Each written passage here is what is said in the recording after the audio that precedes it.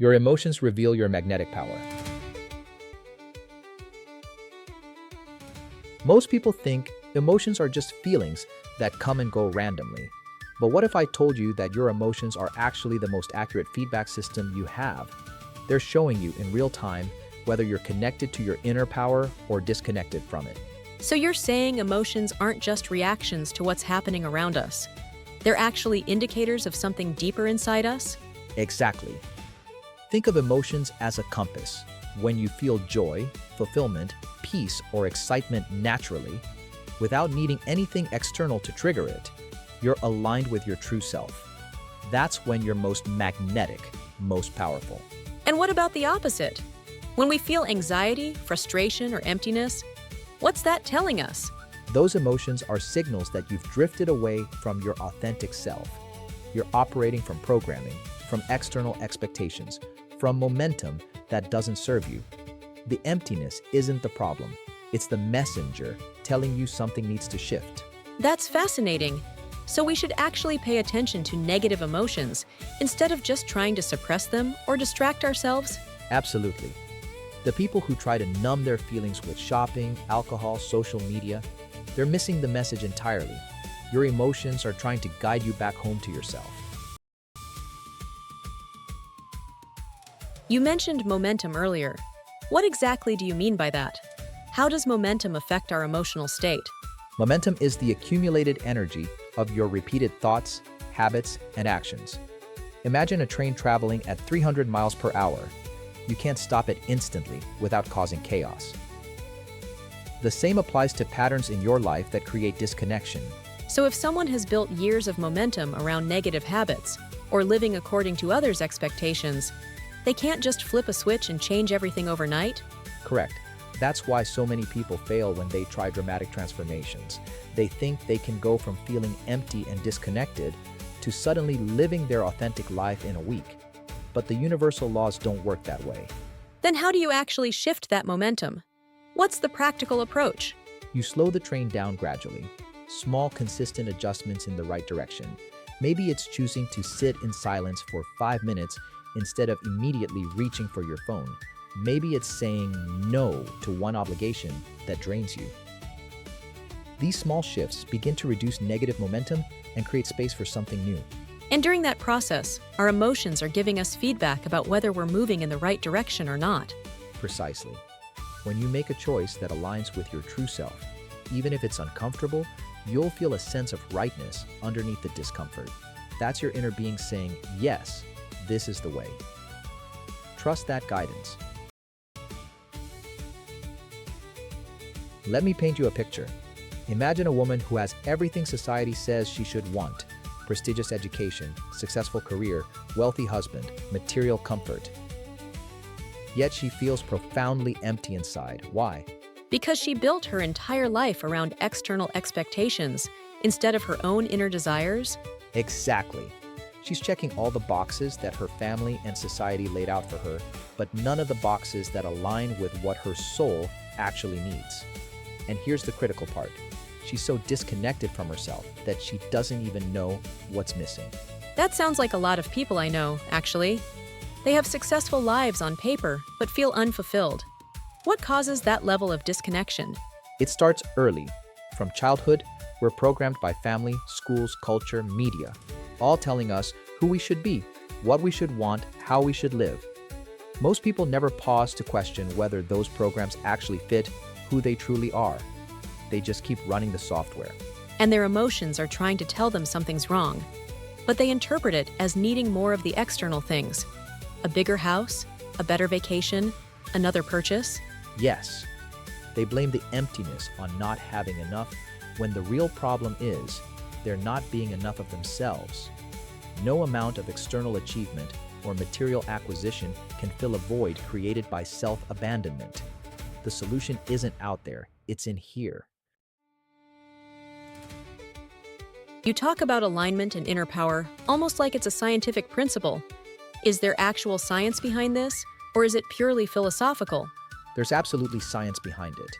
Researchers have shown that humans emit measurable electromagnetic energy from both the brain and the heart. When you're aligned with positive emotions and authentic thoughts, your electromagnetic field expands. You literally become more magnetic. Wait, so when people talk about someone having good energy or being magnetic, that's not just a metaphor? It's not just a metaphor at all. Joe Dispenza's work on heart coherence and brainwave frequencies demonstrates this beautifully. When your heart and brain are in coherent alignment, which happens when you feel genuine positive emotions, you create a powerful electromagnetic signature that influences your environment. So our emotional state is actually changing our physical energy field, which then affects what we attract into our lives? Exactly. This is the law of vibration in action. Everything is energy vibrating at different frequencies. When you cultivate positive habits, thoughts, and emotions, you raise your vibration. Higher vibrations naturally attract circumstances, people, and opportunities that match that frequency. And the opposite is true too. Negative emotions and habits lower our vibration and attract more negativity? Yes, and this is why awareness is so crucial. The universal laws are always operating whether you understand them or not. You're always attracting something based on your vibrational state. The question is, are you consciously choosing what you're attracting, or are you living reactively? You mentioned alcohol addiction as an example earlier. How do emotions play into addiction specifically? Addiction is often a coping mechanism for emotional disconnection. Someone feels so separated from their true self that they use substances to temporarily escape that pain or to explosively release the pressure they've been suppressing. But it never actually solves the underlying problem. So the person who comes home drunk every night, they're not just addicted to alcohol, they're actually trying to reconnect with themselves in a destructive way? In many cases, yes, alcohol lowers their inhibitions and allows them to feel things they've been suppressing. But here's the tragedy. A person truly connected to their inner being would never need that crutch. They wouldn't harbor the anger, resentment, or pain that needs releasing through intoxication. That's a powerful insight. So healing addiction isn't just about removing the substance. It's about rebuilding the connection to yourself. Absolutely. This is why simply going through detox often isn't enough for lasting change. You have to gradually reduce the momentum of disconnection and simultaneously build new momentum toward authenticity. That means finding healthier ways to process emotions and reconnect with what truly brings you joy and fulfillment. And during that process, paying attention to your emotions becomes essential. They're guiding you toward what genuinely serves your well-being?